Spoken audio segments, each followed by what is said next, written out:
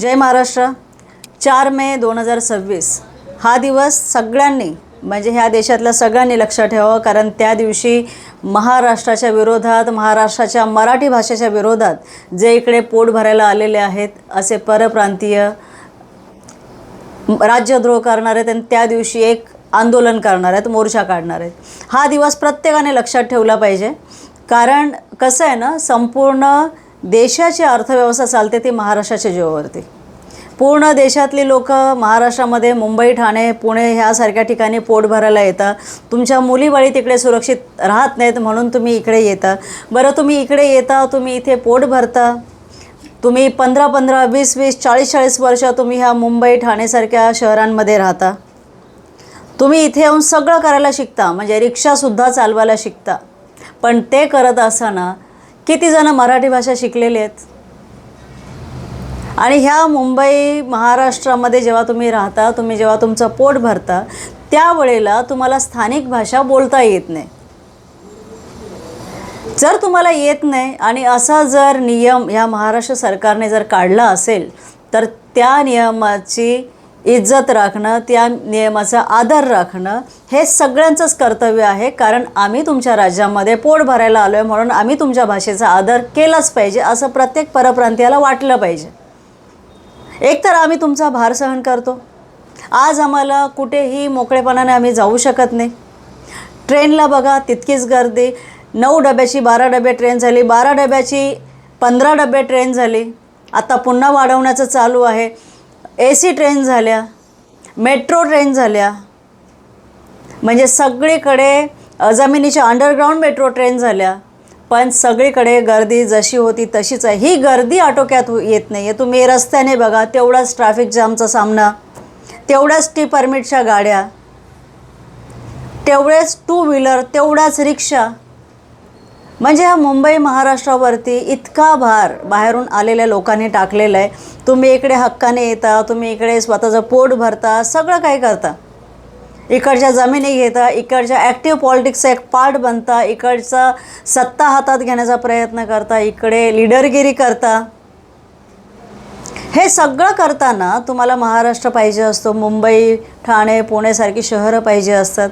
पण जेव्हा हे सरकार, हे राज्य सरकार एखादा नियम अंमलात आणतं की तुम्हाला जर इथे धंदा करायचा आहे तर तुम्हाला मराठी भाषा येणं अनिवार्य आहे, त्यावेळेला तुमचा कोणता असा इगो आहे जो हर्ट होतो?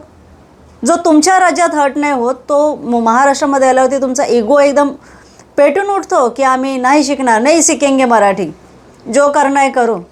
तर एवढा जर तुमचा इगो, त्याला जर एवढं बळ असेल ना, तर मला हे म्हणायचं आहे, माझ्या सकट तमाम महाराष्ट्रातल्या जनतेला असं वाटतं की जर तुम्हाला मराठी भाषा शिकायची नसेल तर आमची काही जबरदस्ती नाही तुमच्यावरती।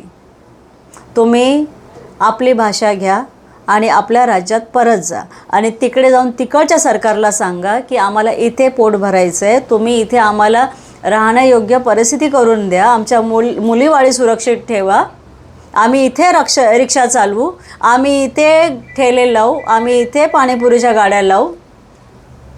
परत जा UP बिहारला। कशाला मुंबईचे रस्ते घाण करताय? कशाला मुंबईचा निसर्ग सौंदर्य घाण करताय? कशाला येत आहे? आणि ह्या धमक्या आहेत ना, आम्हाला द्यायच्या नाहीत, महाराष्ट्राला ह्या धमक्या द्यायच्या नाहीत की आम्ही गेलो, हम लोग जाएंगे तो मुंबई का हाल क्या होगा।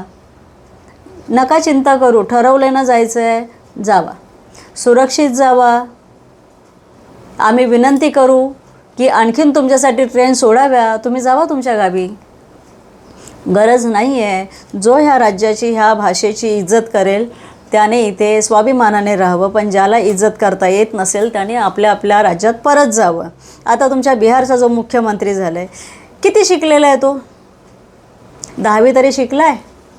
आता त्याच्या मंत्रिमंडळात जे शपथविधी झाले त्या बाईचं तुम्ही ऐका, तिला हिंदीसुद्धा नीट वाचून बोलता नाही आलेली आहे। म्हणजे तुम्ही पैसे खाऊन तुमच्या राज्यामध्ये मतदान करता आणि अशा गुंड लोकांना तुम्ही तुमच्या राज्यात मुख्यमंत्री बनवता, तुमच्या राज्य तुम्ही त्यांच्या हातात देता आणि तिकडनं तुम्ही आमच्या राज्यात येता आमच्या राज्याची घाण करायला। इकडे पण सेम तुम्ही मतदानामध्ये केलं, पैसे घेतले, पैसे खाल्ले आणि इकडच्या पैसे खाऊन इकडच्या नेत्यांना मतदान केलं आणि महाराष्ट्राचीही तुम्ही तशीच वाट लावायला निघाले. पण हा महाराष्ट्र आहे. तुम्ही सत्तेत कुणालाही आणलं ना तरी हा मराठी माणूस आहे. हा मराठी माणूस आहे. हा महाराष्ट्र छत्रपती शिवाजी महाराजांचे आहे. हा महाराष्ट्र 106 हुतात्म्यांनी जेव्हा त्यांचं बलिदान झालं त्यांच्या बलिदानावरती उभा हा महाराष्ट्र आहे. त्याच्यामुळे सत्ताधारी कोणी असो पण कॉमन मराठी माणूस किंवा ह्या महाराष्ट्राला आपलं मानणारा माणूस हा तुमच्यासारख्यांचे नखरे आहेत ना ते तेव्हाच तुम्हाला दाखवणार आहे. तेव्हा 4 तारखेला आंदोलन करायचे करा. 4 तारखेला आंदोलन करण्यापेक्षा आपल्या आपल्या गावी निघून जा. समजलं ना? तुमचं सरकार समर्थ आहे. कारण महाराष्ट्राचा सगळ्यात जास्त टॅक्स जो जातो ना तो तुमच्या राज्यानं जातो, UP बिहारला. त्याच्यामुळे असे धमक्या देणारे ना खूप आम्ही पाहिलेले आहेत. आता मागच्या वेळेस गुजराती मारवाडी लोकांनी सुद्धा धमक्या दिल्या होत्या आम्हाला की आम्ही जर मुंबईतून गेलो ना तर मुंबईचे हाल काय होतील. बघू आम्ही. पहिले तुम्ही जा तरी. तुमच्यामध्ये तेवढे गट्स आहेत का? महाराष्ट्र, मुंबई, पुणे, ठाणे सोडून जायचं, आपल्या राज्यात जायचे तुमच्यामध्ये गट्स आहेत का? तुम्ही तुमच्या राज्यातून इकडे का आलात महाराष्ट्रामध्ये? का आलात?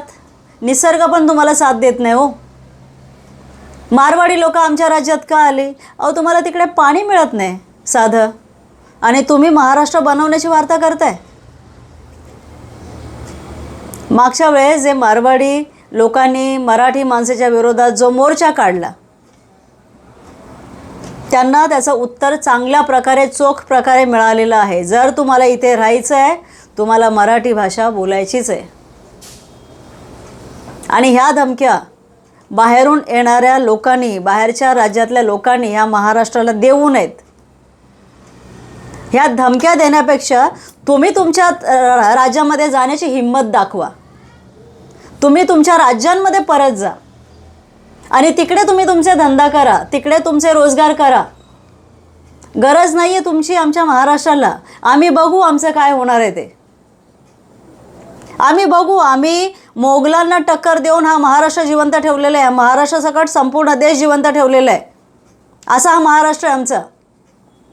त्याच्यामुळे तुम्ही बाहेरून येताना, पोट भरायला येता, तुमचं आयुष्य जगायला येताना तुम्ही आम्हाला धमक्या द्यायच्या नाहीत.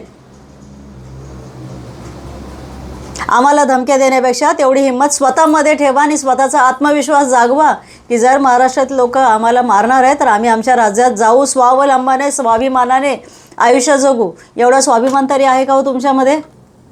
आहे का? जावा तिकडे. बघा ठाकूर लोक तुमची काय दुर्दशा करतात ते बघा तिकडे. जे तिकडे दिवसाढवळा UP बिहारमध्ये चालू आहे ना, जातीवाद, स्त्री पुरुष भेदभाव, जावा तिकडे. बना त्या अवस्थेचा भाग बना, त्या परिस्थितीचा भाग बना आणि मग इकडे महाराष्ट्राला धमक्या द्या. काय इकडे तुम्हाला सगळं भेटतंय ना त्याची तुम्हाला चरबी आली.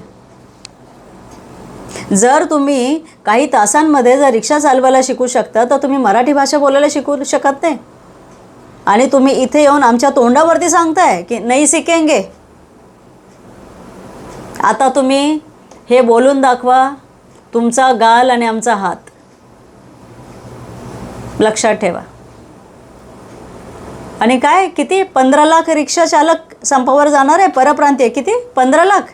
तेवढी संख्या तरी आहे का रिक्षा चालकांची? कुठून मागवणार आहे? प्रत्येक वेळेला इलेक्शनसारखं बाहेरच्या राज्यातले रिक्षावाले मागवणार आहे का संपावर जाण्यासाठी? किती रिक्षा चालक आहेत? अहो तुमचा आकडा 4 लाखावरती येऊन संपतो. ते पण संपूर्ण महाराष्ट्रातला परप्रांतीयांचा. बाकीचे जे रिक्षावाले आहेत ना ते महाराष्ट्रातले आहेत आणि मराठी आहेत. तेव्हा आकडा फुगवून सांगितल्याने आम्हाला फरक पडत नाही. आणि आमचे जे रिक्षावाले आहेत, आमचे जे टॅक्सीवाले आहेत त्यांना पण आव्हान करते, हीच वेळ आहे परप्रांतीयांना दाखवायची. तेव्हा जागे व्हा मराठी माणसांनो. जे नसतील ह्या धंद्यामध्ये त्यांनी यापुढे घ्या रिक्षा आणि टॅक्सी आपल्या हातात. करा धंद्याला सुरुवात. गरज नाही हे दाखवून द्या की तुमची गरज नाही आम्हाला. आणि खरंच तुमची गरज नाही आम्हाला. आणि अतिशय आदराने, अतिशय प्रेमाने सांगते की स्वतःचा स्वाभिमान जागवा. आणि स्वतःच्या राज्यात परत जा. नका दुसऱ्या राज्यात येऊन ते लाफे वगैरे खाण्याचं काम करू नका. जावा इज्जतीने, आत्मसन्मानाने आपल्या राज्यात जा, आपली भाषा घेऊन पोट भरा. आणि राहिलं, आम्हाला गरज नाही आहे तुमच्या राज्यात येण्याची. आमचा महाराष्ट्र आम्हाला सांभाळायला सक्षमपणे उभा आहे. समजलं? त्याच्यामुळे ज्या धमक्या मागे पण मला आल्या होत्या ना की आमच्या राज्यात अरे कशाला येऊ तुमच्या राज्यात आम्ही, मला धमक्या आलेल्या होत्या माझ्या मागच्या व्हिडिओवरती.